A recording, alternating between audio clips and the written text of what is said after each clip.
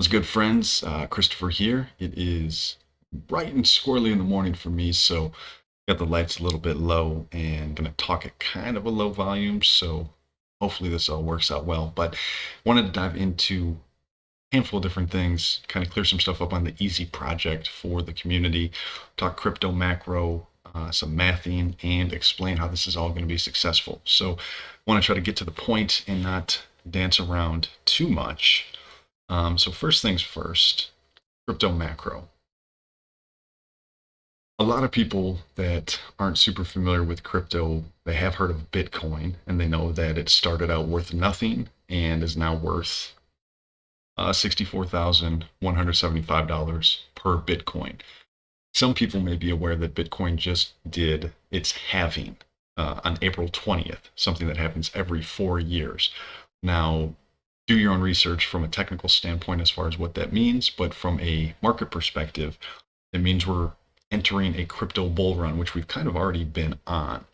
Now, I've got my own anticipation as far as like what Bitcoin specifically is going to do by the end of this year, but I'm more talking about the market as a whole, which is, again, as we look at CoinGecko with 14,000 coins and almost $2.5 trillion market cap. So the EZY project is simply trying to take a piece of that $2.483 trillion. Just a little piece. That's all we're trying to get for ourselves that we can put towards charity, that we can put towards creative endeavors, making a frictionless environment where we can spread hope by making it easy for people to be themselves and making it easy to be tangibly, materially rewarded for being yourself, doing things like meditation, hiking, and being of service to other people. So that's the idea that we're putting a value on and then creating a speculative market for in crypto, if that's making sense. Now, I also wanted to point out, the number of tokens that exist because, excuse me, what we're doing is far from brand new. Although it may be new to you who's watching this video, you may not be familiar with this type of activity. Now, we're looking at this page here. Conflux, the 100th coin, has a $966 million market cap, which is insane. Bitcoin, of course, $1.263 trillion market cap. We hop over to DEX tools and we see the opposite side of the coin, their lowest one presently, $2,000. Okay. Now I show that to talk about the, I guess, kind of a juxtaposition of this market. I don't even know how many thousands of coins there are. Again, on CoinGecko, it's pointing to 14,000 coins, but that's just what they're tracking. What I'm trying to say is we're in kind of the wild, wild west of things. It's a deregulated space, and that means that there's not the red tape, there's not the hoops, which allows for a concept called hypergrowth. Now, hypergrowth is what we're going for because, again, I'm trying to spread as much hope as humanly possible because of my personal history, because of losing my brother Matthew to suicide. I feel obligated for the rest of my life to do something to end deaths of despair. And this is what I've come up with because it's a means by which we can raise countless people up so that they can do their own unique thing to spread hope in this life. That all being said, the hopezy.life project is going to go in a million different directions because it's ultimately going to be decentralized, which means I'm not in charge. There's no board of directors. There's nobody who's actually in charge. It all just kind of runs itself. Now, I encourage you to come over to the hopezy.life, read everything, check out the white paper, which is, the most detailed explanation of the project. Ask me any questions. I'm an open book. My contact information is everywhere. You can hit me up on all the social medias. You can dive deep. You can do a huge rabbit hole on me getting super vulnerable, me explaining my thoughts on things, all of that. But what I wanted to talk about here was kind of the tokenomics of the project because I'm actually looking to tweak this because I've been playing around with some numbers and I think I've got a better way to do this. So I wanted to get some feedback on that as well as explain presently how it's working. So Because me and my brother have always been math nerds, I thought that Matt would like the elegance of using the Fibonacci sequence as our initial token supply. So most tokens start with, a billion, a trillion as a supply. So we're going to start with 112,358, 132134. So 112 billion odd tokens. We're going to distribute them as follows: 45% going to a liquidity pool. This is essentially the unclaimed initial tokens that will be available to buy and sell. Then we've got 25% going to early investors. So whether it's just me putting money up for initial capitalization, whether there's people that invest money for capitalization, 25% of the tokens are going to be divided based on the level of investment. 10% going to our charity pool, because again, I'm all about giving back, all about being charitable.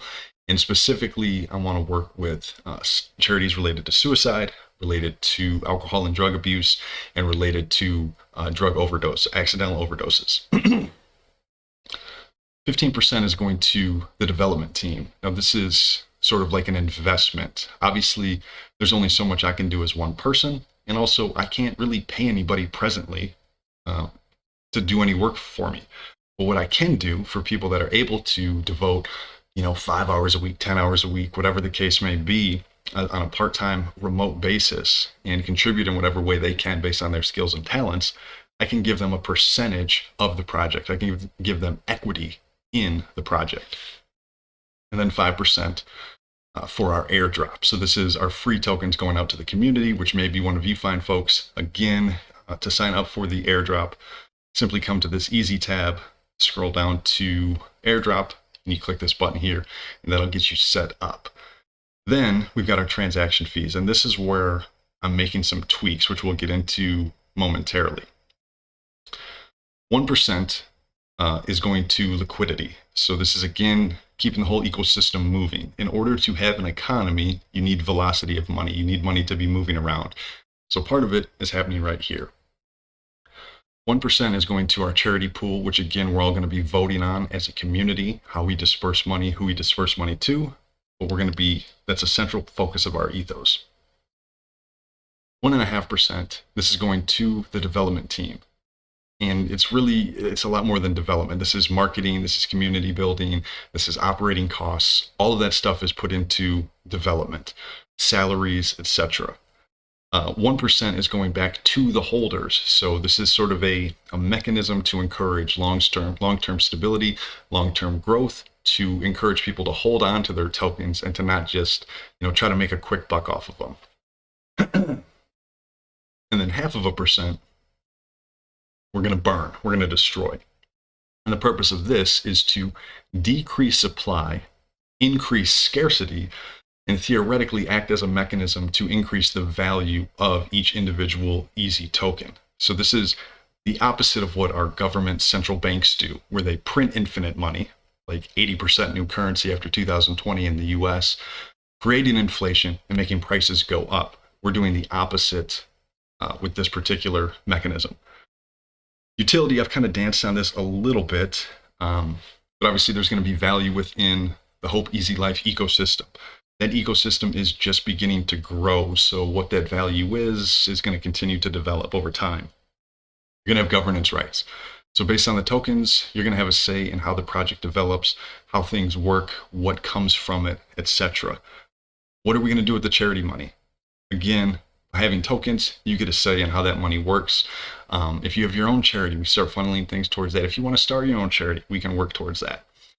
Access to exclusive events. I think it would be cool to hold concerts where we raise money for charity, where we do maybe different, like a backpacking trip, or we do a 5K, or all kinds of different things where we can get together in real life with, different organizations, institutions, etc., or our own, and have cool real life stuff that makes it fun to be part of the hopezy life outside of just an online community, right? And then obviously voice in future utility. And then lastly, we've got a little bit of an anti-whale insurance where transactions are limited to 1% of the initial supply. And the purpose of this is so that one person can't come in, buy all the tokens, and then just start manipulating the economy. So I think we all agree that would be a good thing. Now, So talking a little fast here. Again, let me know any questions you have. Happy to cover everything. Now I wanted to go into a little bit of math. So we've got the current tokenomics, and then I've got some tweaks over here. So we'll kind of bounce back and forth between these two sheets. Now, again, this is my first public crypto project. I don't know who's all ultimately going to decide to invest in this project. So let's play around with a scenario where nobody invests in the project and we start super duper small with like $500 of my money, right? So if we were to start with $500 of my money, we can picture it being distributed this way. So I'm putting up $225. And again, this is EZY tokens, but I'm speaking in dollars for easy kind of understanding, right? So $225 in tokens to be initially bought and sold to be traded. $125, well, this is my money. I'm the only investor in this scenario. That's what I'm holding on to ideally grow and recoup my money and get a return on my investment. I'm giving $50 to charity, $75 to the development team. So again, as I mentioned, anybody who's able to help on the project, I'm essentially giving them an initial investment of $75. And then I'm giving away $25 to the community that they can hold on to as an investment. Now, of course, the community can simply sell off their tokens right away and get their $25. I don't think that would really make a whole lot of sense to do, but obviously their prerogative. The charity money, I could immediately make a $50 donation to charity, but I think that that's not the best way to do it because I think I could make a bigger donation by not donating immediately. And the development team could cash out immediately and get $75 quick and easy, or they can hold on to it and get a better gain. Now, because of the transaction fees, there's a little bit of velocity, and I just broke it down daily, monthly, and yearly. And this is just estimated off of a 1% velocity, 1% of supply, which is a conservative estimate. So based on this, we've got a nickel a day for liquidity, charity, and to the holders, development team, getting 8 cents and 3 cents being burnt. Ultimately, pretty insignificant stuff with a $500 market cap, obviously. Now, if we were to get this up to, let's say like a 5x, because at 5x, we're now making a gain on the early investor since they have a 20% token pool. Now, again, in this scenario, I'm the only investor, but I've now made $125 on top of my 500. So I'm sitting pretty. I'm not worried about this. It's not like I'm in the hole any money. And the people that were buying and selling that initial $225, well, they've now made a profit of $900 on top of that. The charity pool is now up to $250, which is a little bit more significant of a donation to make. The development team has $375 worth, and the airdrop pool is up to $125 in free money. Our velocity gets a little bit more interesting, but still ultimately not much. I mean, $11 per month for the development team, that doesn't even cover the website. But hey, it's a little bit of something to make this thing more sustainable as it moves into the future, as it grows, as it gets bigger, etc., etc. Now, what we can look at too is recognizing that, again, we're talking hypergrowth. So, thinking this kind of gain is really meaningless. We're going to grow significantly bigger than this, and we're going to grow significantly faster than it may seem like we're going to grow. Ultimately, it's going to look kind of like this. Let's go to Bitcoin. Bitcoin was worth nothing, and then next to nothing for a long time. And then an inflection point happened. And from that point on, if you can visualize a trend line, it's been on an upward trend ever since. Yes, there's been volatility, big spikes and valleys, right? But ultimately, it's on this upward trend. And this is what we're going to do. So coming back to this, let's think about some different scenarios here. Let's say I'm not the only one who puts money into this thing. Let's say that, I guess let's keep it at 5.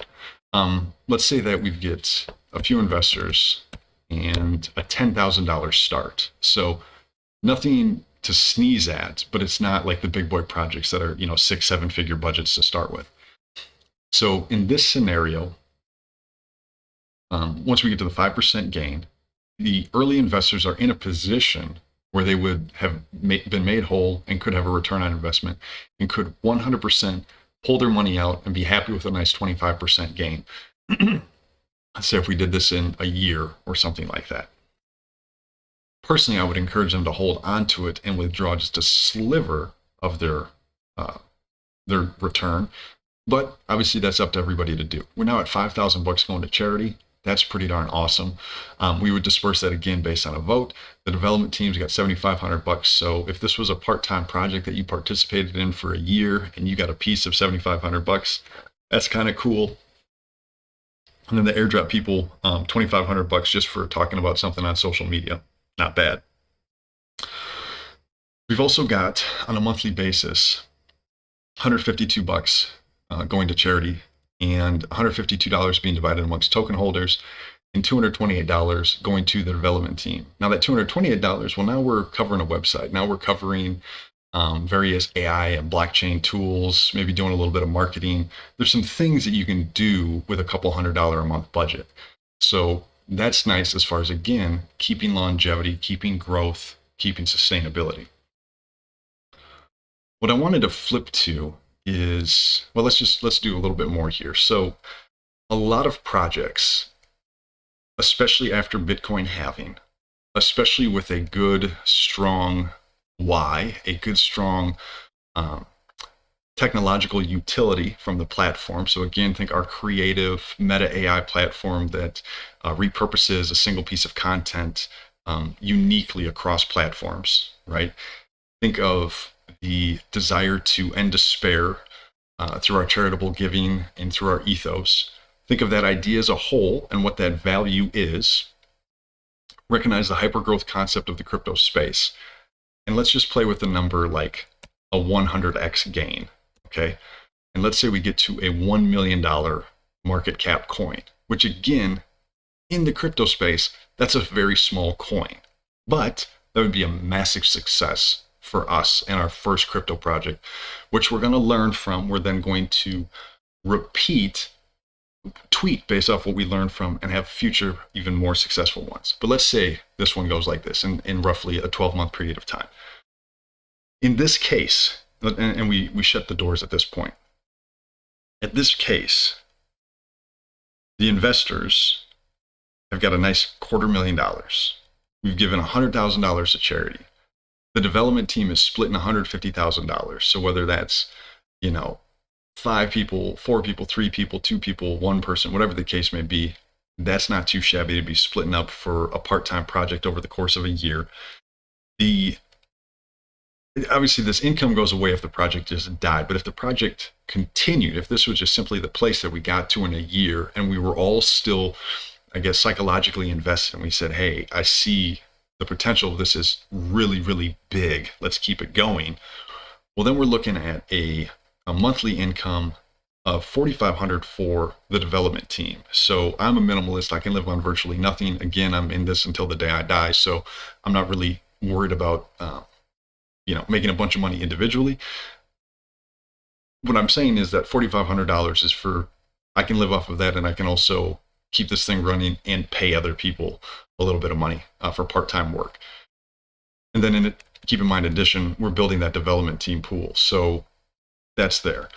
The charity, $3,000 a month would be going to charity, which is flipping awesome from my perspective. $3,000 a month being divided amongst token holders, pretty sweet. Now, the tweaks that I've made to this are because I was looking at this and I was thinking, I don't know how sustainable it truly is with this particular fee structure. Namely, I was looking at the development team because this $4,500, let's say hypothetically, I can go real bare bones and I can make this thing function and kind of a nice steady slow growth for $2,500 a month, which I can do. That would give me $2,000 a month to pay some people, do some marketing, various things like that. That's pretty tight because one of my I guess, silver linings to my life. I don't have any kids. I don't have a wife. So my expenses are lower than other people's. $2,000 doesn't go a long way per month for a lot of people. It's not really going to be a full-time job for anybody. So how can I really attract good talent, attract good people, get a good time commitment, and really invest, have this project build itself to be as successful as possible? And so that's where I kind of tweak things. Now, on the tweak side of here, everything's the same except for the transaction fees. So what I've done is I did kind of a little sacred ratio 4-3-2-1, because it just felt like that made more sense. Now, I've doubled the amount of the percentage going to charity, so that's 2%. And I've doubled the amount going to the development team, so that's 3%. But I've quadrupled the amount going to holders, making that 4%. And then liquidity went down to 0.75 and burn went down to 0.25%. Now, what this does with that same $1 million market cap is it's giving $12,000 kind of raining down to the token holders every single month, divvied up amongst them. $6,000 per month going to charity, and then $9,000 per month for the development team. Now, this I like a lot better because what I could do is, let's say I take, my $2,500 to make this thing work on a bare bones standpoint, and then I pay somebody $2,500 a month to work, I don't know, 15 hours a week, something like that. Not a bad salary for somebody with some technical skills who can do some things. Not a market leading strategy, but again, buying into this investment of this development team pool, buying into this idea, buying into the thought that we can get this bigger than a $1 million market cap. The other benefit of this is, again, as we continue to scale, I mean, let's say we get to a $10 million market cap. Now we've got $91,000 per month. Now we can start getting building, we can start getting servers, different hardware, again, bring in more talent, more good people, more marketing, more community building, all of that type of stuff to get things bigger. Now, I'm going to pause right here, and I'm probably going to just cut things off real shortly because I don't want to make this video too long, but I encourage you to look into the Turbo Toad story for an example of how fast things can move. Now, he had a community before he did that project.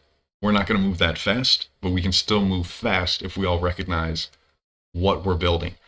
So anyway, the main things that we need are to grow the community. Again, if you're watching this video, you're eligible for the airdrop. All you need to do to receive it is you need to have a crypto wallet so that you can receive the tokens, and then you just need to sign up for the airdrop and tell me what that crypto wallet is so I can send you the tokens. It's as easy as that for that to work. Or you can invest in the project. But most importantly, what we need to do, and it's completely free to do, is to talk about the hopezy life, talk about the EZY token, talk about my story of battling suicidal depression from the age of 4, overcoming addiction, and then losing my brother Matthew to suicide, and then creating this means of spreading hope and material gain for being creative and a good person. So that all being said, probably a good time to cut it off. I'll leave it there. I appreciate you stopping by, and we'll catch you next time. Talk to you, in the socials and all that good stuff. Peace.